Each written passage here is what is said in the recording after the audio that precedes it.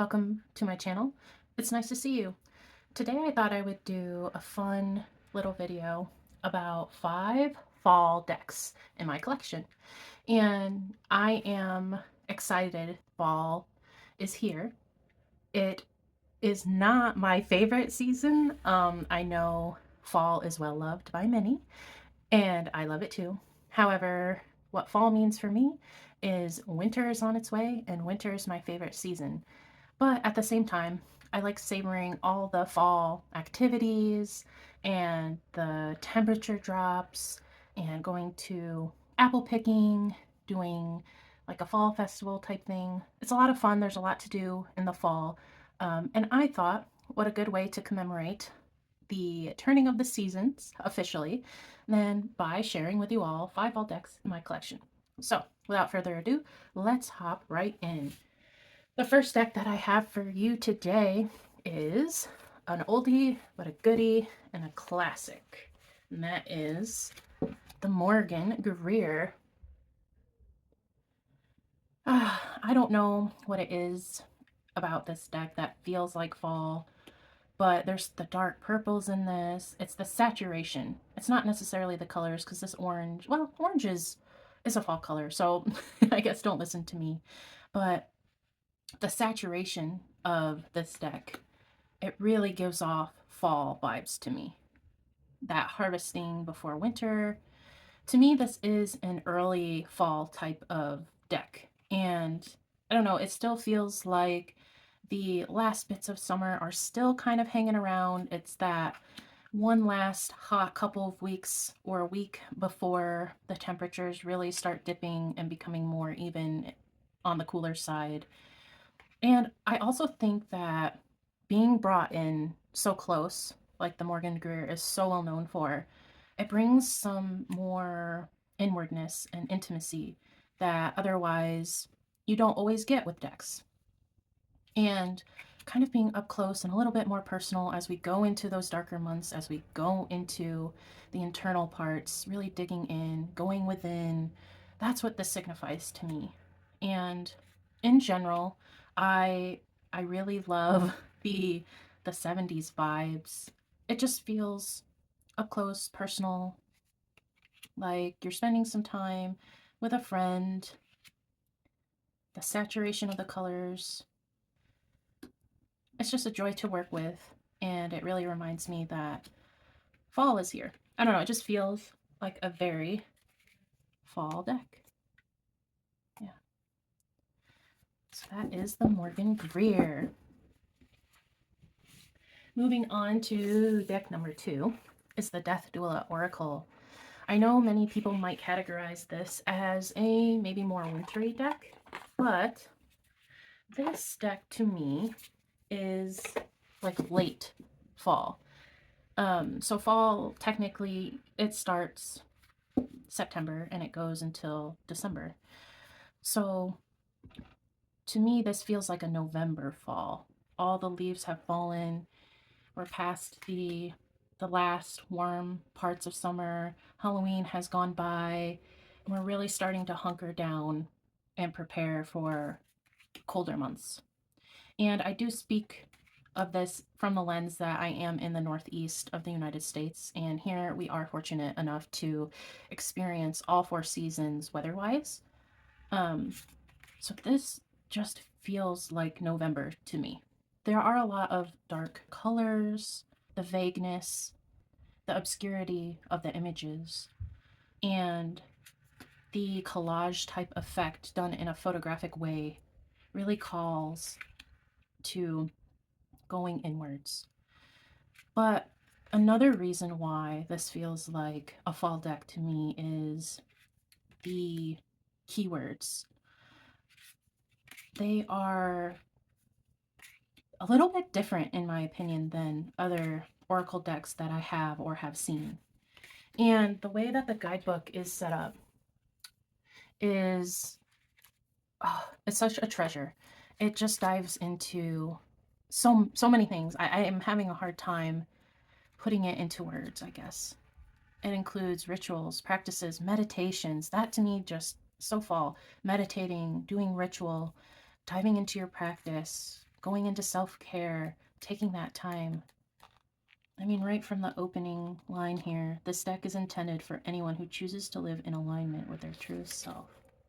And if you think about a death doula, and what a death doula does is helping those at end of life, but in a little bit of a different way, where the person is really truly there for the one going through, entering that last and final stage of life. They are there for that person, to be there, to hold their hand, to help ease the passage, leaving your physical body and fully entering your spiritual body, right? And that is an act of transformation. It's the ultimate death in a way. And while this guidebook and the deck speaks to us, the living here, as we use it, I think that the topic is really unique. I think that it aligns with that we have many deaths in our life, many transformations, many things that we go through, we have a passage through. And the fall is the ultimate passage into that darker time, into that death area, right? Into a time of rest and solitude.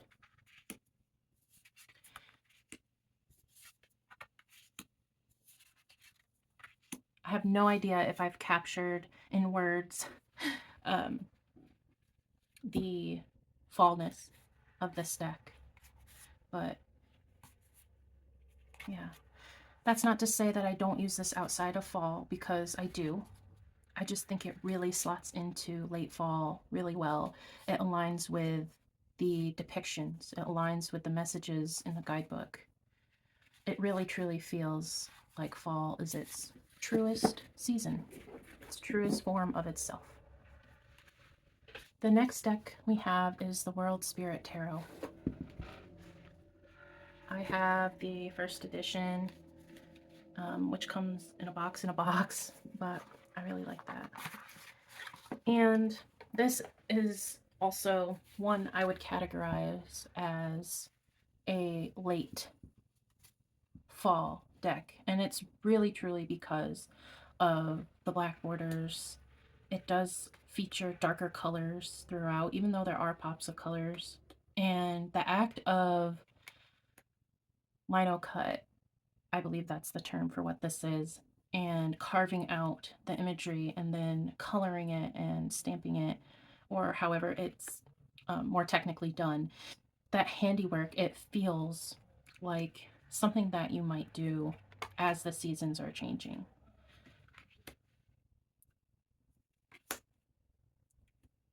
It has a lot of depth to it. There's a lot going on, even in the more minimal type cards, that you can really just get pulled into.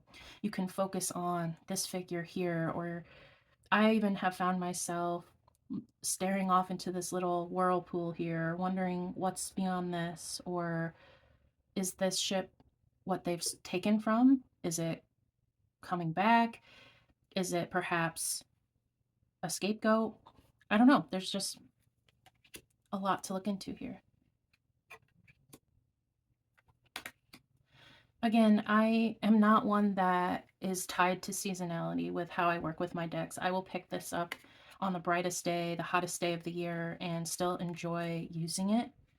But I think that it feels appropriate to really pull out in the fall too. And that is the World Spirit Tarot. Next deck, we have the Mystical Shaman Oracle. Right off the bat, we have these backs, which are all the fall colors, all in one. The artwork in this screams fall. Again, it signifies maybe late October, entering November, and even part of December that's still technically fall. I really enjoy the guidebook to this deck. It is a Colette Baron Reed deck. However, Marcelo Lobos and Alberto Villoldo, they really bring the mystical shaman point of view to this deck. And it feels like they are the ones that also wrote the book, and Colette was kind of a name to help get this deck out to as many people as possible. I can feel their wisdom and their research in this. I do believe that they have dedicated themselves to shamanism and to that sacred practice and culture in a very respectful way. So I really find that the messages and the artwork of these cards align really well with fall time. I've had really amazing readings with this deck. When I first got it, I was new to the world of tarot and oracle, and it can kind of be very hard with keywords or phrases or titles such as the mystical shaman and the rainmaker when you really are starting out as a beginner. So I was very disheartened in the beginning because I wasn't intuitively connecting with this. I was like, the curse, great, what does that mean, what is it saying? But I didn't give up on it. I did set it aside and I did learn the structure of tarot, and after a little bit of time aside, I came back and the intuitive hits were just flowing, and they haven't really stopped since. I do still work with this deck in a similar way where I will use it a lot in one period of time and then set it down for a while. But every time I come back to it, it still gives me those intuitive hits. It feels like we didn't spend any time apart at all. So that is the Mystical Shaman Oracle. And the last deck I have to mention, number 5, is the Serpent and the Peacock Tarot. There's not much about this deck that I don't like. In fact, I don't think there is anything that I could say. I love the artwork. I love that it is featuring medieval artwork. I know that I've seen a lot of Renaissance, Victorian, Baroque, revival art type era or eras, but the medieval space is something that I think was kind of lacking up until this deck. I think that all the artwork is so quirky. It feels like someone who really knows tarot curated this deck and put it together, and it comes across as such. I like how in some cards you can see the texture from what it was painted on, or you can see some sketch marks behind from the artist who originally did it. You feel like you're stepping into a medieval period, and you can really immerse yourself in that world. And it does feature art that might lean a little bit more on the dark side, but this is such a fun deck to work with. The quirkiness of the cards really comes out in the meanings, especially in a reading. And I've had a lot of fun with it. I've had really deep messages from it. I have laughed while using it. It's brought a smile to my face. It's just really enjoyable to work with. But really, the reason why it feels like fall is the medieval art. It feels fall. I don't know, I think medieval and I think fall. I guess if I had to simply put it. So that is the Serpent and the Peacock.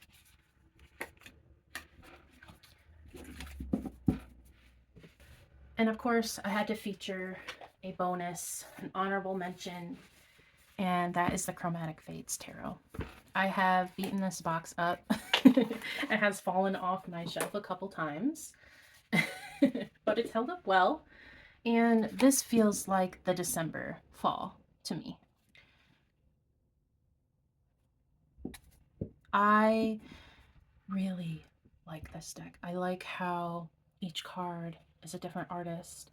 And I know people can feel one way or the other about curated or collaborative decks, rather. But I think that this really works, even in a reading where there's a little bit of a juxtaposition between artwork styles. It works so well. I mean, the contrast between this bright green, spring green, and this dark, chocolatey, espresso brown. And she is still in an olive green dress here, so there's some ties that you can make. I don't know. It's absolutely stunning. It really helps